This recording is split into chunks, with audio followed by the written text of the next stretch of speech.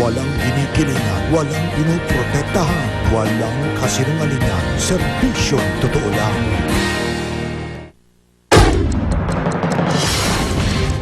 Labing 2009 binibining Pilipinas International Melody Gersbach na isa sa mga namatay sa aksidente kahapon sa Bula, Camarines Sur, iniuwi na sa kanilang tahanan sa Daraga, Albay. Ilan naman sa mga nasawi sa pagkahulog ng bus sa bangin sa Sablan Benguet noong Miyerkules, inihatid na sa huling hantungan. Exclusive. Apartment unit sa Makati kung saan naganap umano ang hazing na ikinamatay ng isang estudyante ng University of Makati, napasok ng GMA News. Presyo ng harina nagsimula ng tumaas ayon mismo sa mga flour miller. Kaya pagmahal ng tinapay sa susunod na buwan, asahan na raw. Mga bisita sa isang hotel sa Rio de Janeiro, Brazil, nabulabog dahil sa hostage taking. Komunidad sa Quezon City na sinalanta ng bagyong Ondoy, sinanay sa pagtugon sa kalamidad. Ang Kapuso Mall Show sa Iloilo, Lucena, Quezon, At Tarlac. Launching ng bagong music video ng Lupang Hinirang na kinatatampukan ng ilang Kapuso stars.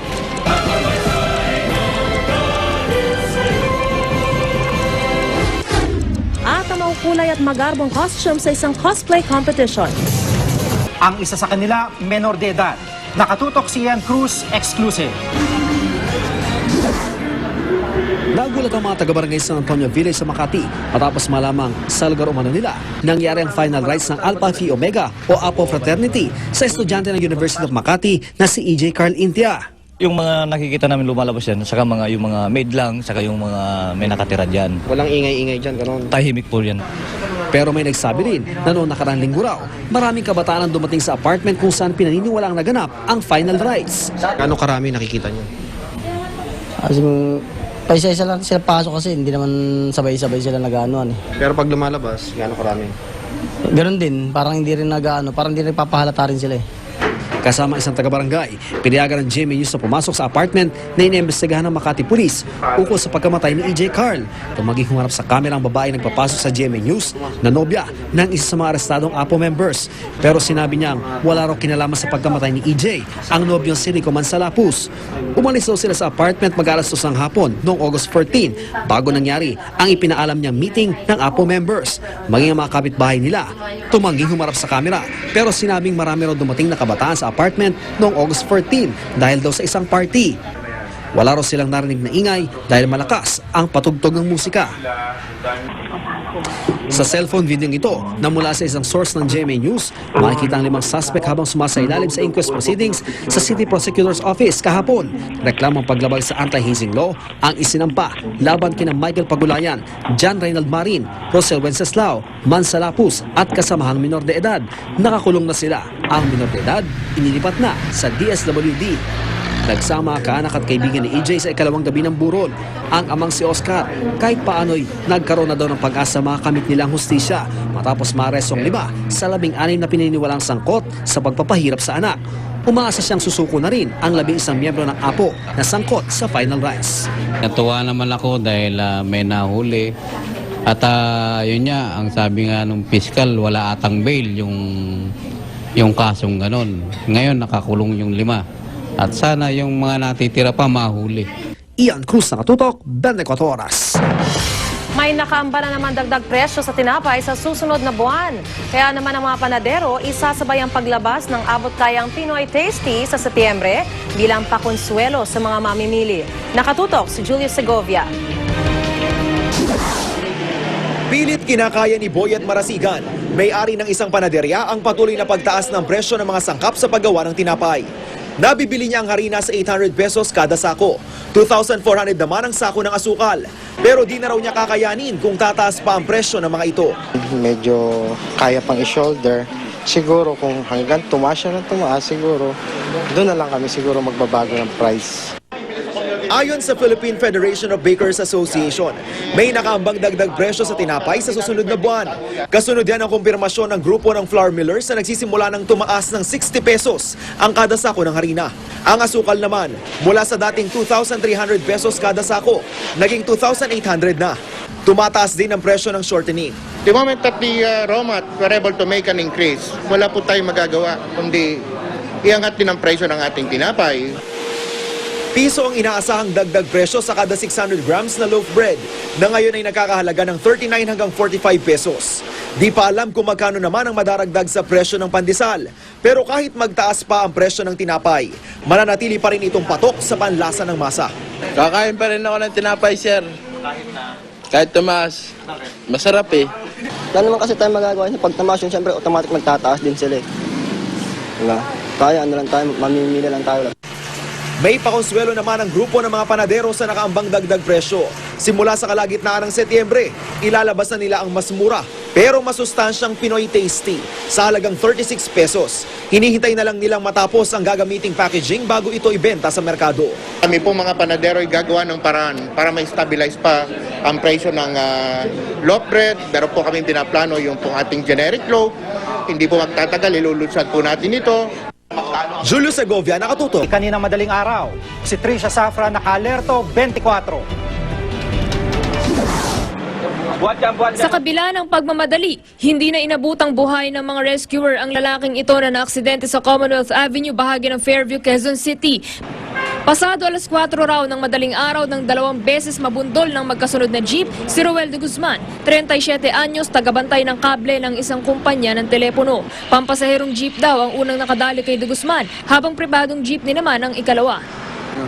Yung jeep una. Pag ganun salpok niya, tapos ito naman yung blue, sumalpok siya sa kulay blue. Sa lakas ng impact, tumilapon ng ilang metro si de Guzman mula sa U-turn slot kung saan umano ito unang nabundol.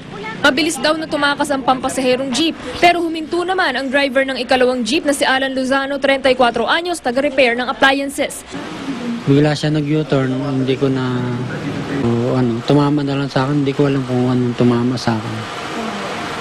Naharap sa kasong reckless imprudence resulting in homicide si Lozano. Hinahanap naman ng Traffic Sector 5 ng Quezon City ang di umano'y pampasaherong jeep na unang nakasagasa sa biktima. Trisha Zafra, naka-alerto 24. Nakakulong na ngayon ang pinaniniwalaang #1 drug pusher sa Santo Domingo, Nueva Ecija. Hinuli si June Cocal nang dumaan siya sa isang checkpoint nitong gabi ng Biyernes. May dala pa raw siyang halos 1 gramo ng shabu ng mahuli. Tinangka pa raw niyang itapon ng droga pero nakuha rin ito ng mga pulis. Bagamat inamin ng sospek na binili niyang shabu sa Cabanatuan, itinanggi naman niyang nagbebenta siya nito. Naiuwi na po ang labi ni 2009 Binibining Pilipinas International Melody Girls Back sa kanilang tahanan sa Daraga, Albay kaninang umaga. Matapos maaksidente kahapon sa Camarines Sur. Batay sa pagsusuri ng mediko legal, grabing tama sa ulo at katawan ang sanhi ng pagkamatay ng dalaga. Nakatutok si Mark Zambrano.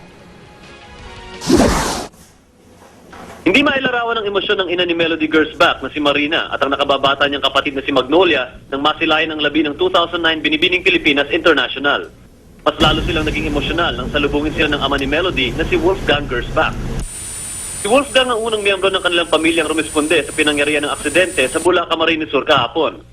Sinundan niya ang paghatid ng bangkay ng anak mula sa Funeraria del Carmen sa Pili hanggang dalhin ito sa Lignon Hills Memorial Chapel sa Legazpi City, Albay para maotopsiya pasado alas 9 kagabi. I bring her this morning to her friend's place, the car of my other friend who lent the car with driver to her to bring her to Naga, and that was the last time I saw her. Bagamat tumungging magsalita sa kamera, kinumpirma ng medical legal ng PNP Crime Lab sa Legazpi na si Dr. James Belgira na traumatic injuries o grabing tama sa ulo at upper body ang ikinamatay ni Melody.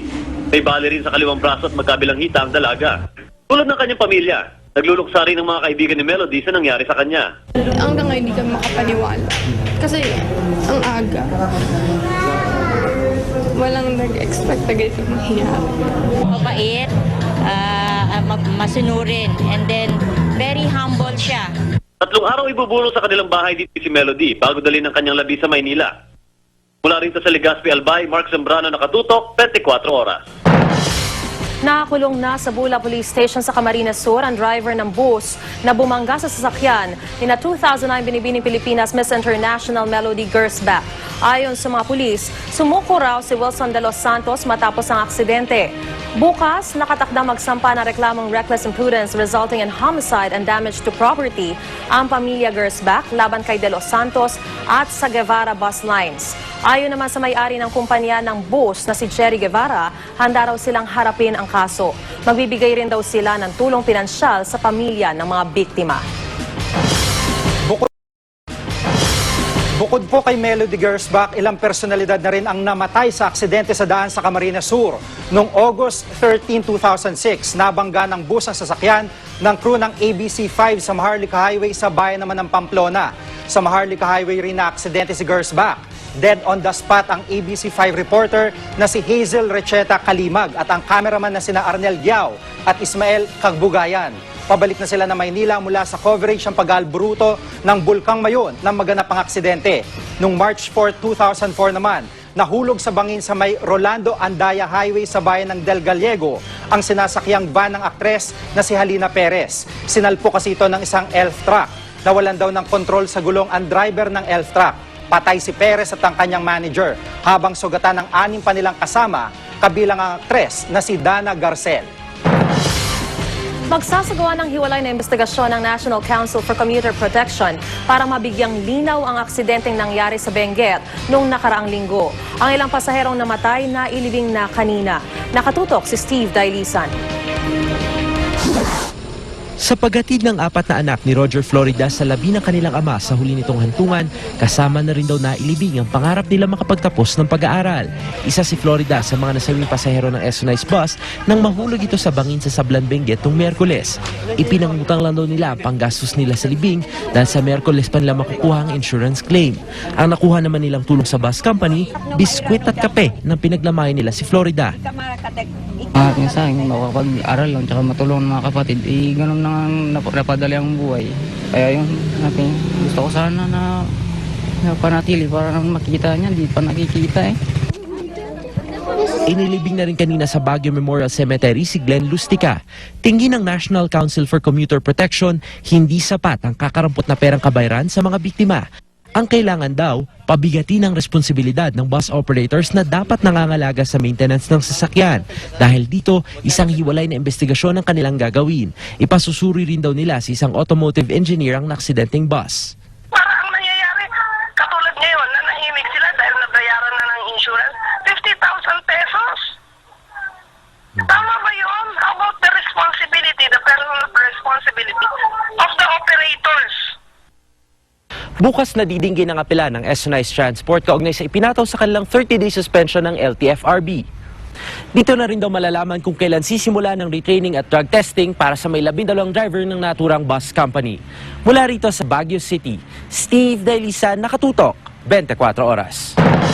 Dahil sa iba't ibang aksidente, sinusulong ng Philippine Drug Enforcement Agency o PDEA ang voluntary drug testing sa mga driver ng mga pampublikong sasakyan.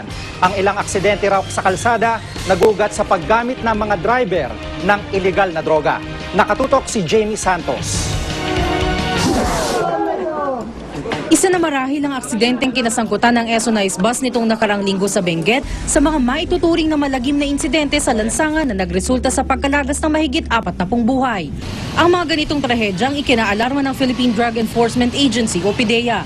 Kaya isinusulong nito ang voluntary drug testing sa mga driver ng pampublikong sasakyan gaya ng mga bus. Ang masaklap kasi ayon sa tagapagsalita ng ahensya, ilan sa mga aksidenteng ito resulta ng impluwensya ng ipinagbabawal na droga sa mga humahawak ng manibela, lalo na kung malayuan ang mga biyahe nila. And they usually take stimulants, in particular shabu, upang manatiling gising sa kanilang biyahe. Ang dispatcher nga ng SONICE bus na kinilalang si Alfredo Rivera alias Jojo na aresto na maoperatiba ng PDEA sa Region 1 nito lang buwan ng Enero. Sa kanilang buy-bust operation sa San Fernando, La Union, dealer daw si Jojo ng shabu sa mga driver at konduktor ng bus. This confirms yung mga napauulat sa atin na dati na maraming mga nagmamaneho at including yung nag-assist sa kanilang konduktor na bumabiyahe ng malayo or magdamagan, gumagamit. Hindi naman tutol sa panukala ng PDEA ang ilang transport groups. Katunayan, makikipagpulong ang ahensya sa iba't ibang grupo ngayong linggo para hikayatin ang mismong mga driver na magpa-drug test. Ano naman kayang tingin dito ng mga nagmamaneho? Ilan sa kanila pabor na sumailalim sa drug test kung ito raw ang paraan para matiyak ang seguridad ng kanilang mga pasahero. Ay, okay lang naman po yun kung nire-record po ng government natin, di bakit po hindi?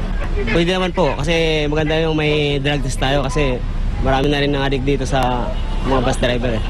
May ilan namang humirit. Pwede, kaya lang kung libre, baka mamaya sa amin pa manggagaling.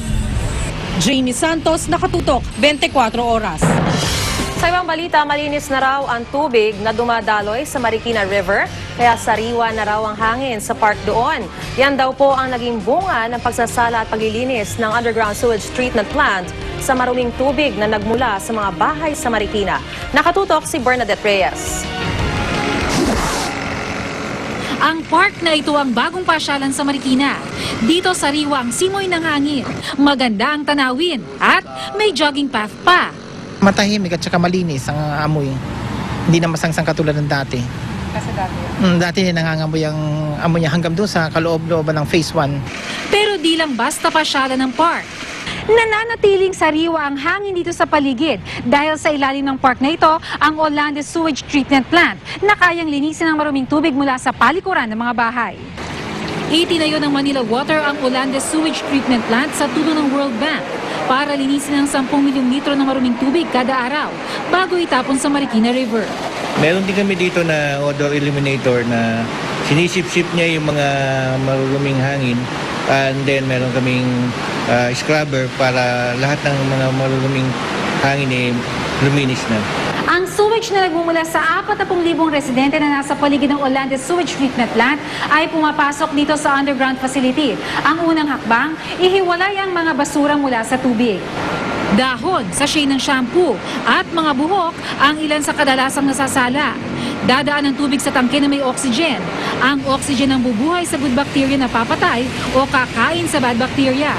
Pagkatapos papatakan ng tubig ng chlorine at paglabas sa tubo, di mo aakalaing mula sa Poso Negro ang tubig. Sa tulong din ng sewage treatment plant, hindi na nagbabara ang palikuran ni Jackie Orona. Nung wala pang STP, pagpasok sa mga bahay, yung amoy talagang amoy Poso Negro. Ngayon, ang laki ng kaibahan at saka ang laki ng ikinaganda. Bukas sa lahat ang park anumang araw. Pero higit sa pasyalang hatid, umaasa ang pamunuan nito na magsisilbi itong inspirasyon sa mga Pinoy para pangalagaan ang kalikasan. Kung ang lahat ng mga kumpanya, kagaya ng ginagawa ng Manila Water, magkakaroon ng ganitong treatment facility, tinitiyak natin ang mga ilog natin lilinis. Bernadette Reyes, Nakatutok, 24 Oras. Susunod, DOH makikipag-ugnayan sa DepEd para alamin ang mga eskwelahang may pinakamataas na kaso ng dengue. Mga guest sa isang hotel sa Brazil nagsilikas dahil sa hostage taking. At ang launching ng bagong music video ng ating pambansang awit, Tampok, ang mga Kapuso Stars. Tutok na dito sa 24 Oras.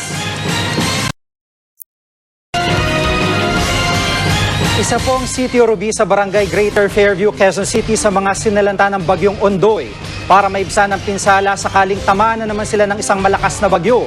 Sumailalim sa isang disaster preparedness drill ang mga taga-roon kanina. Nakatutok si Lia Manyala. Mabilis na nag-empake si Helen kaninang umaga. Nalabas na tayo, halika na, be! May malakas daw kasing ulan at tumataas na ang tubig sa tabing sapa. Maya-maya pa, ang buong komunidad na ng Sitio Ruby ang nagtakbuhan patungo sa mas ligtas na lugar. Ang ilan, bit-bit pa ang mga alagang aso at manok.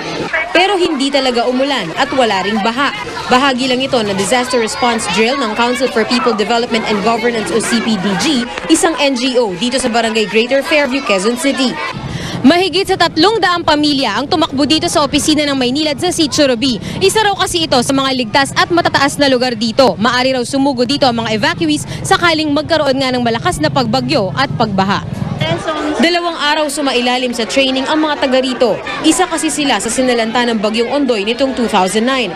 Kaya para hindi na maulit ang trahedyang iyon, tinuruan silang tumugon sa isang kalamidad tulad ng bagyo at pagbaha. Ang mga basic na kagamitan na gagamitin nila sa evacuation.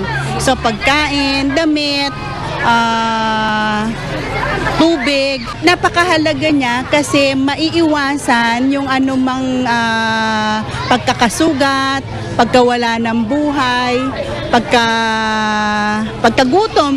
Ani mo'y totoong binagyo kanina ang mga residente rito. Nataranta rin daw sila sa paghahanda kanina. Tanga-tanga ko po itong apo ko. Kasi sabi ko baka mamaya anong pong mangyari. Kaya tumakbo na po kami dito. Itong aking apo, yung aming TV niya 14 ano? Dala-dala niya yan. Sabi ko, iwanan mo na yan. Labas na tayo lahat.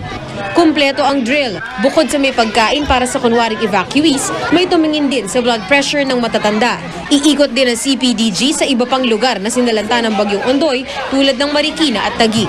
Ang National Disaster Coordinating Council patuloy raw na nakikipag-ugnayan sa mga NGO at lokal na pamahalaan para sa regular na disaster risk management training at drill tulad ng ginawa sa Quezon City kanina. Mahalaga raw kasing maging handa ang publiko lalo na sa panahon ng kalamidad. Lia Manyalak, nakatutok, 24 oras. Hinihikayat ngayon ng Commission on Human Rights ang iba pang posibleng naging biktima ng torture na lumantad na. Ayon kay CHR Commissioner Coho Kisumbing, titingnan ng komisyon kung nakagawian na ba ng mga taga-Asuncion Police Community Precinct sa Tondo ang mga torture ng mga suspect. Kung mapapatunayan ito, dapat daw isama na sa mga ipaaresto ang station commander ng presinto. Ang dating station commander ng naturang presinto na si Senior Inspector Joselito Binayog ay sinibak matapos mai sa publiko ang torture video. Ayon sa NAPOLCOM, may 2 na silang testigo laban kay Binayog. 2 pamilya naman ang lumantad para sabihin kaanak nila ang torture victim. Matapos bisitahin ng Asuncion PCP kahapon, target ng CHR na maglabas ng resolusyon sa kaso sa loob ng 2 linggo. Makakagawa tayo ng 3 o 10 complaint all about one similar area covered by one station. Meron na tayong masasabing systematic na dyan, di ba? And we can use yung command responsibility, liability rin. Humigit kumulang 200 bahay ng mga informal settler na sunog sa kaba ng Pierre Street sa Surigao City kagabi. Ayon kay News Cooper Popoy Chato, alas 7 ng gabi nagsimula ang sunog. Halos 4 na oras ang inabot bago napulang sunog na umabot sa general alarm. Patuloy pa rin sa ngayon ang investigasyon sa pinagmulan ng apoy. Isang SUV naman ang tumagilid malapit sa isang mall sa Pasay kaninang alas 4 ng hapon. Nakasalpukan nito ang isang L300 van. Sugatan ng 4 na sakay ng SUV. Iniimbestigahan ng mga pulis ang aksidente para malaman kung may pananagutan ng 2 sakay ng L300. Ang litratong ito po ay kuha ni News Cooper Rocky Co na ipinadala niya sa Twitter account ng GMA News. Tulad po nila ay maaari din po kayong magpadala ng mga video at litrato ng mahalagang balita. Mag-log on lamang sa www.newscoop.tv. Para naman magpadala ng text at MMS, i-text lamang po ang scoop space, message space ang inyong pangalan at address at ipadala sa 4627. Mga kapuso, nagulat ang ilang personality sa mundo ng showbiz at fashion sa malagim na pagpanaw ni 2009 Binibining Pilipinas International Melody Girls Back. Ikinalungkot ng modeling community sa Camsur ang sinapit ni Melody. Ayon kay Councilor Cecilia Veluz de Asis, chairperson ng Miss Bicolanja Pageant Council, mabait, masunurin at mapagkumbaba si Melody. Nakausap pa raw niya si Melody sa telepono ilang oras bago ang aksidente. Nabanggit pa ni Melody na dadaan siya sa presentation ng bagong mga kandidata sa Miss Bicolanja Pageant. Samantala, tutukan po mamaya ang launching ng bagong music video ng Lupang Hinirang na kinatatampukan ng ilang kapuso stars. Susunod, mga guests sa isang hotel sa Brazil binulabog ng hostage-taking. Kilalanin ang mga nanalo sa Ironman Philippines competition sa Camarines Sur. At kapuso mall show sa Iloilo, Lucena at Tarlac, dinagsa. Tutukan lahat ng yan dito sa 24 oras. Nabulabog ang mga bisita sa isang luxury hotel sa Rio de Janeiro, Brazil nang pasukin ito ng 10 armadong lalaki. 30 taong umano'y hinostage nila sa loob ng kusina ng hotel. Ayon sa ilang saksi, nagmistulang war zone ng hotel na magka-shootout sa pagitan ng mga nanloob at mga otoridad.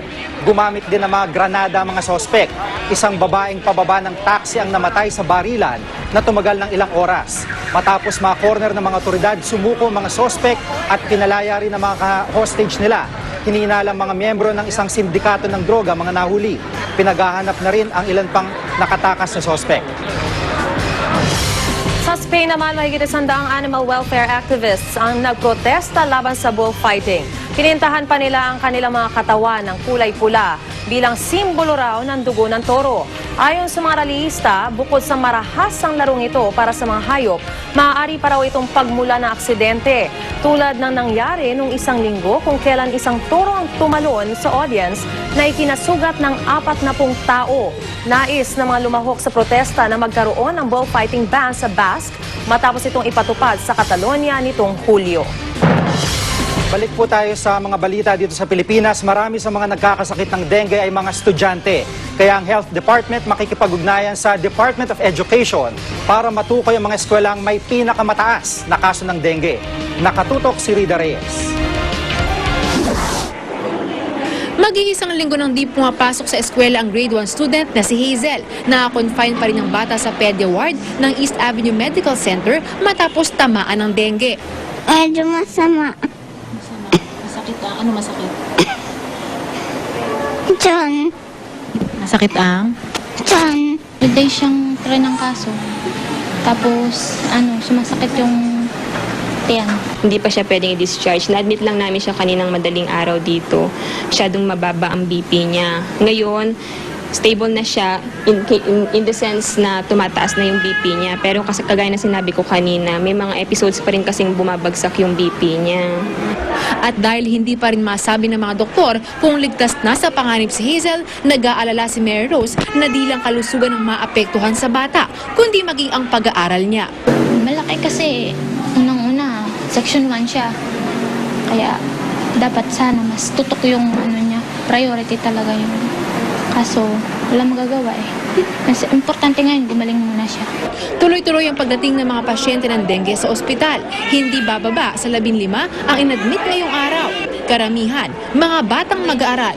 Kaya naman ang Department of Health makikipag-ugnayan na raw sa Department of Education para matukoy ang mga eskwelahang may pinakamataas na kaso ng dengue. Itong linggong ito ay maaring magkaroon ng pagbisita sa mga schools si Secretary Ona at maaring kasama niya si Secretary Luistro upang paalalahanan din pati yung mga guro na sila yung mag-lead sa mga bata para dito sa kampanyang ito. Rida Reyes, Nakatutok, 24 oras. Nagpasiklaban sa pagandahan ng iba't ibang costumes ang mga kalahok sa eLife Cosplay o Costume Play Championship. Yan ang tinutukan ni Syria Naguho. Pag nakasulubong mo sila, baka akalain mong na-time warp ka pabalik sa unang panahon. Pero mga costume lang yan ng mga lumahok sa eLife Cosplay Genre Wars Ultimate Championship. Di biro ang paghahanda para sa isang cosplay event. Aabot sa 2 hanggang 4 na linggo ang ginugugol sa pagre-research ng characters at paggawa ng mga costume. Dapat din daw kuha nila ang pag-arte at attitude ng napiling character. From rubber sheets. So, di naman magastos? Or... No, actually, it's not magastos. Bakit yan ang napili mo costume? Kasi, yun nga, mas okay kung natural, mas okay yung classical na na mga samurai kung sa favorite ko rin yung mga samurai. Bumida rin ng iba't ibang anime costumes. Hindi rin nagpauli ang mga nanggaya ng mga karakter sa pelikula, tulad ng Transformers. Pati si Michael Jackson, nabuhay. Ayon sa event organizers, malaki na ang pinagbago ng costume play o cosplay mula nang sumikat sa bansa noong 2000. Before, simple lang, tamang damit lang, gano'n. Pero ngayon, malalaki na. Kita niyo naman yung mga robots talaga. Talagang competitive tayo, no? Tapos makita mo naman na sobrang napaka-creative ng mga Filipinos. Talagang mailalaban mo sila sa ibang bansa. Laro man ang tingin ng iba. Para sa cosplayers, isa itong magandang hobby na di lang nakaka-enjoy, ipinapakita rin ang pagkamalikhain ng mga Pinoy. Kasi kakaibang experience, saka madami kang makikilala sa community na to. Natututo kami na makihalubilo sa mga iba't ibang klaseng tao.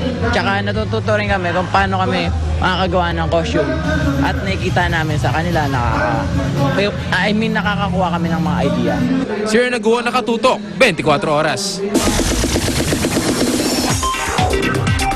Muli na namang nagbigay kasiyahan ng ilang Kapuso stars sa mga kababayan natin sa iba't ibang panig ng bansa bilang bahagi pa rin ng celebration ng 60th anniversary ng GMA Network.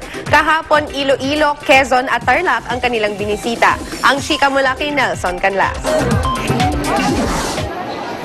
Sa airport pa lang, excited na mga Kapuso stars na bumisita sa Iloilo para sa gaganaping mall show. Ang fans naman, masayang-masaya at dinalaw sila ng mga idolo. Ang pangbuena mano sa show, ang cast ng comedy series ng Kaya ng Powers na sina Sheena Halili at Enzo Pineda.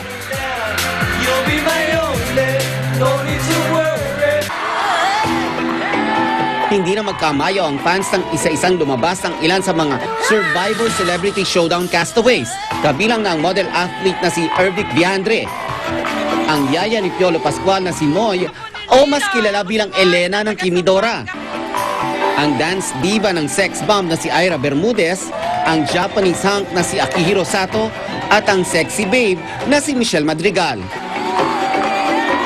Naroon din para umaliw sa ating mga Kapuso si Glyza De Castro. Napuno rin ang mga tagahangang SM Lucena. Inabangan nila ang pagdating doon ng mga paboritong Kapuso stars at hindi naman sila nabigo. Ang host ng programa, ang komedyanteng si Pekto. Naroon din ang Starstruck 5 Season 5 Second Prince si Rocco Nacino at si Luis Alandi na nagpakilig ng fans. Hindi naman nagpatalo sa dance floor ang child star na si Buboy Villar. Inabangan din ang mga hottest love teams ng Kapuso Network na sina Jenica Garcia at Carl Guevara, pati na sina Barbie Fortesa at Joshua Junicio. Napuno rin ang excitement ang Metro Town Center sa Tarlac sa pagbisita ng ilang Kapuso stars. Pwelang-pwela ang host na si Belly Flory na talaga namang patok sa mga Tarlakenyo. Naroon para magandog ng kanta sina Yasmin Curdy, Era Madrigal at TJ Trinidad. Para naman magpakilig, naroon si Paulo Abilino. Malay nyo sa susunod na weekend, kayo naman ang dalawin ng mga idolo. Nelson Canlas updated sa Showbiz Happenings. Marami pa akong chika, so stay tuned. Abangan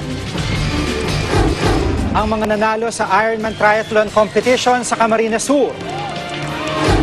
At ang bagong music video ng Lupang Hinirang, tampok ang mga Kapuso stars.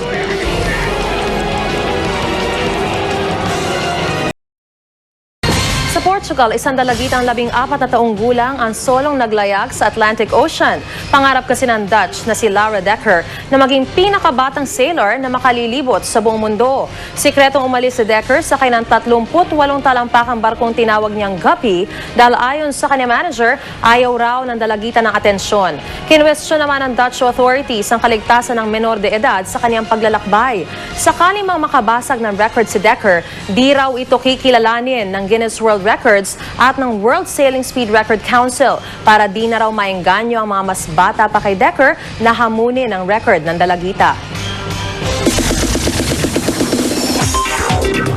Hollywood chika muna tayo. Busy na naman po ang aktres na si Angelina Jolie sa paghahanda para sa kanyang susunod na pelikula. Ang una niyang destinasyon, ang syudad ng Sarajevo sa Bosnia para maghanap ng magandang lokasyon para sa kanyang war movie. Nakipag-usap din siya sa chairman ng 3-member presidency ng Bosnia na si Harry Silijic para magbigay suporta sa ilang programa roon. Naistutukan ni Angelina ang edukasyon ng mga kabataan. Magiging parents na po ang newlyweds na sina Hollywood actor Orlando Bloom at supermodel Miranda Kerr. Sa press conference ng kanyang bagong pelikulang The Three Musketeers, masayang ibinahagi ng aktor na excited na siyang maging ama. Kahit busy raw siya sa pagpapromote sa kanyang pelikula, pipilitin daw niyang makauwi lagi para makasama ang 4 na buwang buntis na misis. Ikinasal ang dalawa nitong Hulyo lamang. Samantala, ni-launch na sa Party Pilipinas kanina ang full version ng bagong national anthem music video na inihanda ng GMA Network. Ang ilang Kapuso stars, very proud na mapabilang dito. Makichika kay Nelson Canlas. Ilagay ang kanang kamay sa kaliwang bahagi ng dibdib para sa lupang hinirang. Sa pagbubukas ng Party Pilipinas, nasaksihan sa unang pagkakataon ng bersyon ng Kapuso Network ng pambansang awit. Inilarawan sa music video ang iba't ibang pangyayari sa ating kasaysayan na humubog sa ating pagiging Pilipino. Si Aljur Abrenica ang gumanap na lapu-lapu sa digmaan ng Mactan. Napakalaking karangalan po talaga. Wala akong masabi, kundi salamat lang po sa GMA7, sa pagpili sa akin. Si Dingdong Dantes naman ang gumanap na Gregorio del Pilar. Ilang aktor, di ba? May mga dream roles tayo. And siguro, isa to sa mga talagang masasabi kong magandang roles na nagampanan ko kahit short lang yung exposure, but it's still part of something historical. Makikita rin ang laban ni Andres Bonifacio, ang pagtahi ng ating watawat at pagwagayway nito sa patio ni Emilio Aguinaldo, ang paggarote kina Padre Gomez, Burgos at Zamora, ang pagpatay sa ating pambansang bayaning si Jose Rizal, ang pag-akla sa Tirat Paz at pagtatag ng Commonwealth, pati na ang pagkabayani ng isang simpleng madre sa mapayapang EDSA People Power Revolution noong 1986. Mapapanood ang bersyong ito ng pambansang awit sa umpisa at pagtatapos ng araw sa GMA. Ipapalabas din ito sa SM Cinemas. Very proud ako na nakasama ako doon at GMA yung gumawa. Nelson Canlas sa Katutok, 24 Oras. That's it for today's Chika. Have a great week ahead, mga Kapuso. Jiggy? Salamat, Luan. Nagtagisan ng galing sa tatlong larangan ng sports ang dandang atleta mula sa iba't ibang bahagi ng mundo sa Ironman Triathlon sa Camarines Sur. Ang ilan nga po sa mga kalahok may kapansanan pa. Narito ang report. Tiniis ng may 800 kalahok sa Ironman 70.3 Philippine Triathlon sa Camarines Sur ang tindi ng init. Pag signal ng simula ng palaro, sabay-sabay silang nag-dive. Matapos ang ilang minutong paglangoy, sinuong naman nila ang cycling. At para sa huling total test of endurance, nag-una naman sila sa pagtakbo. Maging ang may kapansanan, hindi nagpahuli. Dahil sa maagang paghahanda para sa kompetisyon na iwasan ng mga sakuna, kanina pawang mga taga-Australia ang nanguna sa patimpalak. Sa overall category ng men's division, nanguna si Pete Jacobs ng Australia. Sa overall women's division naman, nanguna si Magali Teixeira ng Canada. Sa Filipino Elite Men's Division, nasa unang pwesto si Neil Capiil ng Cagayan de Oro. Pangalawa si Arlan Macasied at nasa ikatlong pwesto ang top Pinoy finisher last year na si Noy Ocson. I wasn't running well at all. Cramps. Wala akong magawa. I wasn't even tired cardiovascularly. Hindi mo na ma-push kasi wala eh. Maglalak up yung legs mo eh. Sa Filipino Elite Women's Division, nasa unang pwesto si Monica Torres ng Quezon City.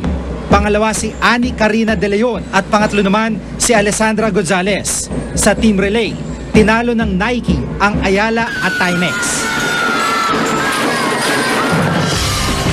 At yan po ang mga balita aming tinutukan sa nakalipas na 24 oras. Maraming salamat po sa inyong pagtitiwala. Mula sa Tahanan ng Katotohanan, sa ngalan ni PR Kanghel, ako po si Mariz Umali. Ako po si Jiggy Manica, dito ang GMA. Walang kinikilingan, walang pinoprotektahan. Walang kasinungalingan, serbisyong totoo lamang. At dahil hindi natutulog ang balita, nakatuto kami 24 oras.